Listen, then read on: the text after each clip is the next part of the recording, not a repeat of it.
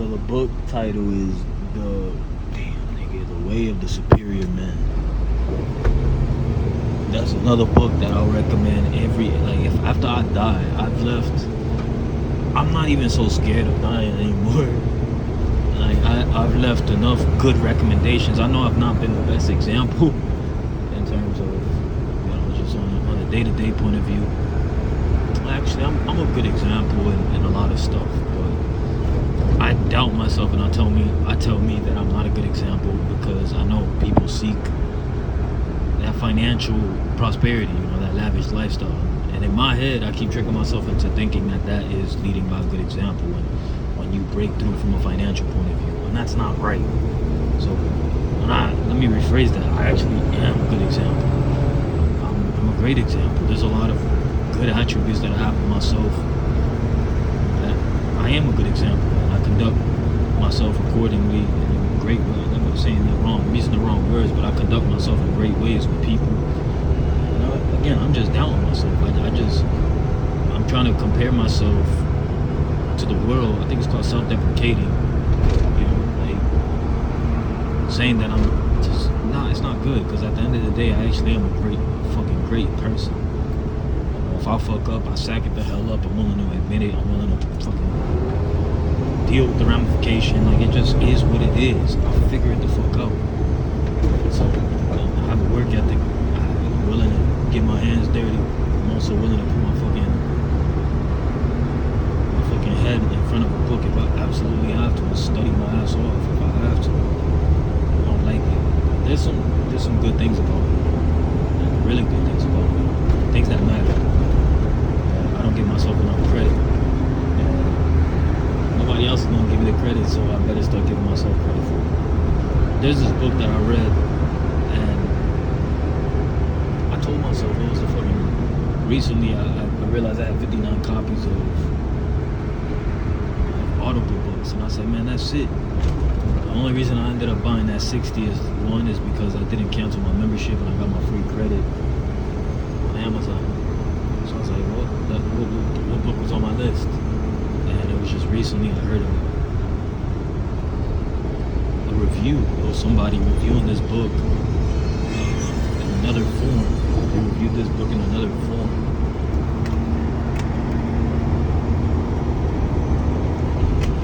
They just gave their highlights, their notes, and they communicated it in a different way.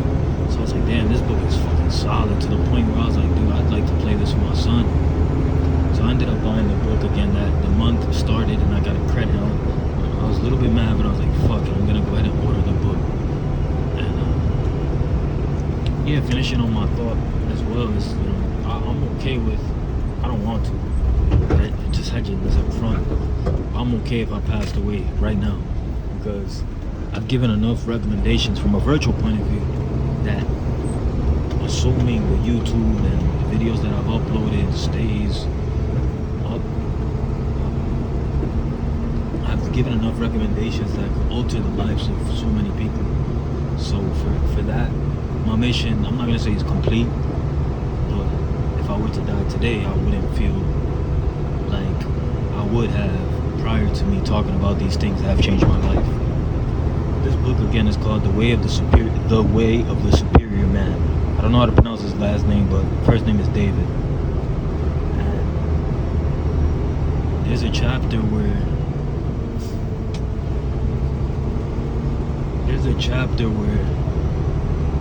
he talked about, he gave a good analogy in terms of us. It seems like us men, we're always chasing our own tail, right? And then he broke it down, at least I relate with this heavy because I've done it.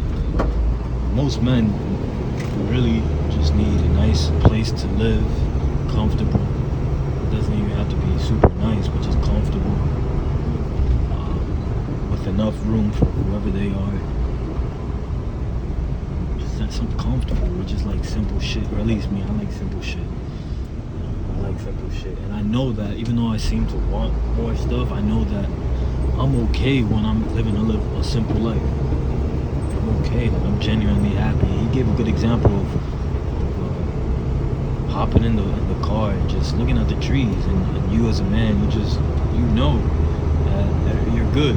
It's just, sometimes that's all you need, and you realize how good things really are. If you're not at that point where I recommend you get in your fucking car and get moving. But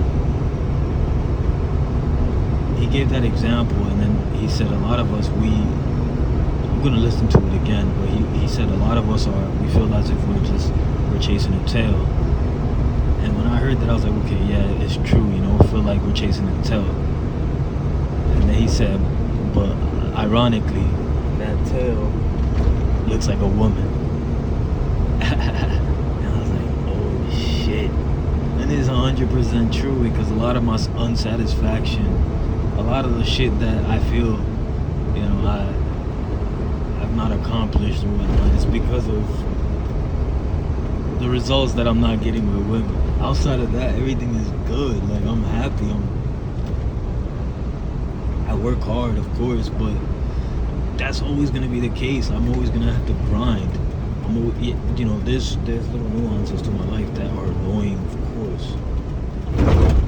Like, for example, these bumps feel like I'm going through fucking, I don't fucking know what it is. It's not fun. It's just not fun. I'm literally sitting on the fucking motor. Literally sitting on the motor. So how much suspension, how much flex is there when you're fucking sitting on the goddamn motor? You know what I'm saying? Like, I'm legit sitting on the fucking motor with, a little bit of cushion here. This is one of those trucks where the front is missing.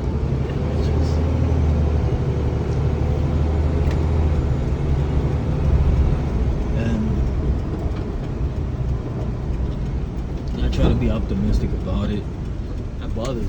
You know what I'm saying? It absolutely bothers me, but I try to be optimistic about it.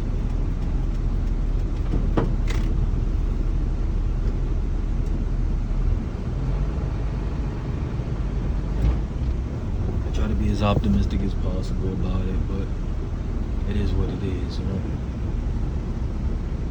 Nonetheless, man, this book was fucking powerful.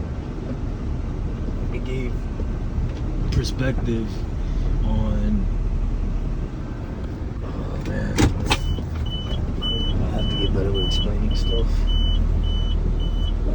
But I know that it was saying about like, okay, in the past, I used to always say that once a girl, I used to just say this freely without reading the book or anything. It's like, once you tell a girl that you love her, it's over. Once you say I love you, baby, it's over. It's 100% over. She lost everything from me. Like, she no longer, you think, y'all, you know what I'm saying? You think everything is good? Nah, it isn't. She knows 100% what love is and what love isn't. And the second you say it, she knows that love is, like, you better be showing it. You know what I'm saying? Like, you better be fucking going out of your way, listening to her, holding back, not always acting like you know everything, but genuinely listening to her, fucking being there for her to actually get the respect you want from her. Because I promise, the second you say I love you, babe, she's gonna play it along. Some girls will play it along and just keep it rolling. Other girls will, they'll know. But there's a shift. There's a lack of respect. Like, women know. And the second you say I love you, babe, it becomes a game of, and this is not with everyone and every girl's in this way, but I promise you that the second you say this, you're losing. I'm just saying that you're losing. Another thing that he mentioned in this book, well, I mentioned this, but it connects it to how he explained when you nut. You know what I'm saying? Like, when you bust a nut, the girl knows, even though she's happy about bringing pleasure to you, she knows that like they just control you. As a man, they control the fuck out of you. And no matter how manly you think you are and how fucking bold you think you are and all this shit, all this bravado, she knows that the second that she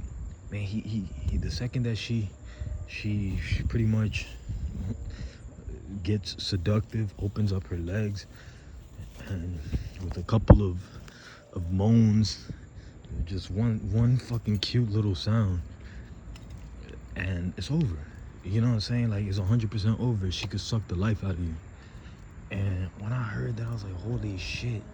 You know, all she gotta do is pretty much stick her tongue out in a sexy, seductive way, or just, you know, just thrust her hip a specific way, and it's done. You know what I'm saying? Like, she literally has taken the life. She could just suck and drain the life out of you, the energy, the life force out of you. And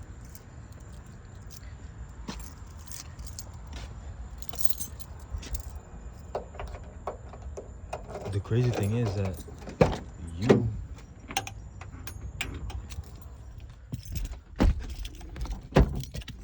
you may not know this, but a lot of women, you know, the night doesn't stop after you fuck. You know what I'm saying? This isn't the case for everyone, but the night doesn't stop after you fuck. For her, she legit, you know, once you're sound asleep, and men have this thing where they're sound asleep. At least me, I do. If your girl knows that about you and she's already caught onto your rhythm, it's over, my nigga. Like, you think the night is over when, bro, all I'm gonna say is I should create a product that monitors your girl. Like, you'll be surprised. And not on some creepy shit, just like, as soon as who opened the door?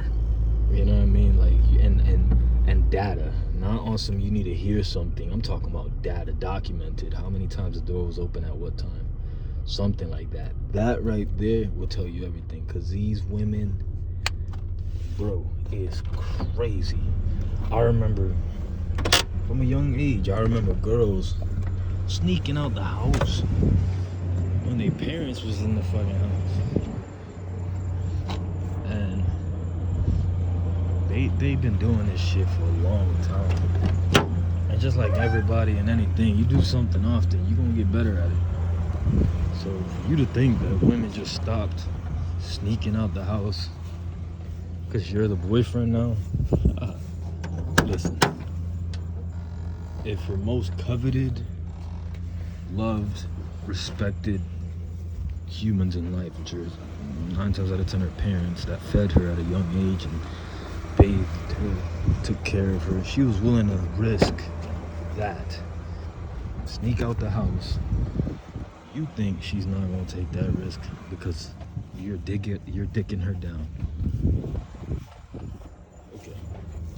Well, anyway, the night begins as soon as she makes you come.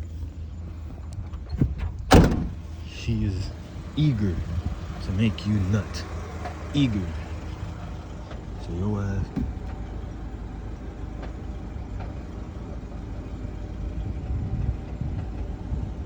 hurry the fuck up and go to sleep.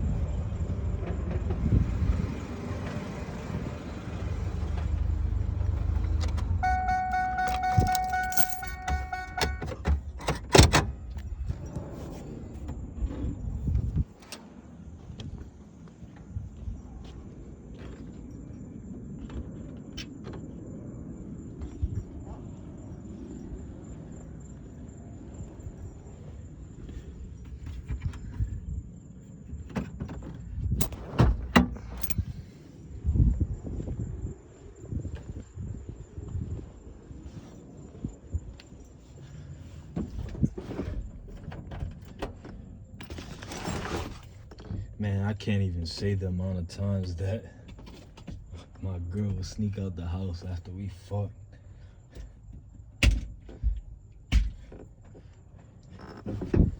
When she knows I was sound asleep, especially when you add a drug and you smoke.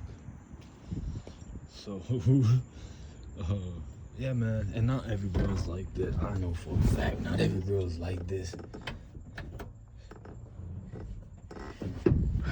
Just pay attention, folks, and realize that there's a bigger purpose out there.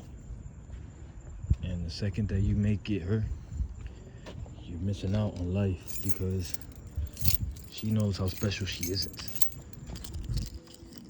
Outside of her sexy features, you know how special she isn't. You know how special she isn't because after you nut, you know. And she knows. She knows as well. She absolutely knows. So we keep trying to fake it out and acting, but the more that we lie about our relationship and how we feel about a specific girl, the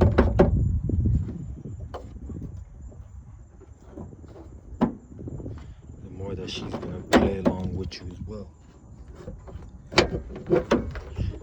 She'll say, oh, you love me. Okay. She knows you don't. She knows the bullshit. She knows the game already. And she'll play with you. I need my flashlight, so stay strong, keep the other.